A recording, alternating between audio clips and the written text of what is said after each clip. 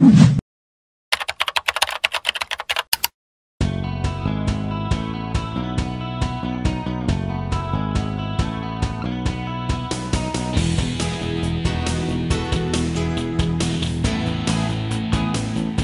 bon rythme de croisière au niveau entraînement, c'est d'assurer au moins un entraînement dans chaque discipline, c'est-à-dire un entraînement de natation, un entraînement vélo et un entraînement course à pied par semaine.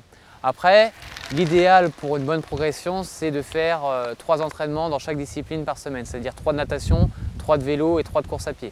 Alors il ne faut pas nager comme un nageur, courir comme un coureur et pédaler comme un cycliste. Il faut vraiment adapter chaque discipline aux spécificités du triathlon. Il faut faire des enchaînements, donc surtout l'enchaînement vélo-course à pied, il faut s'entraîner à le faire souvent. Donc il ne faut pas hésiter après une longue sortie à vélo d'aller courir une demi-heure, un quart d'heure, une demi-heure à pied pour s'habituer aux sensations. Il y a des principes fondamentaux dans l'entraînement, c'est progressivité, régularité. Progressivité, c'est-à-dire qu'au début, commencer par des séances assez faciles, donc avec peu de kilométrage, et régularité assez souvent. C'est-à-dire qu'il n'y a pas trop d'intérêt à faire une grosse sortie de 80 km si c'est pour rouler une fois toutes les 3 semaines. Mieux vaut en faire peu et régulier et augmenter progressivement le kilométrage ou le volume horaire.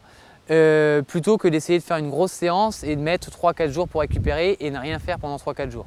Moi, par rapport à ma vie professionnelle, je m'adapte en courant tôt le matin, après en faisant de la natation ou du vélo le midi et après le soir encore éventuellement un entraînement.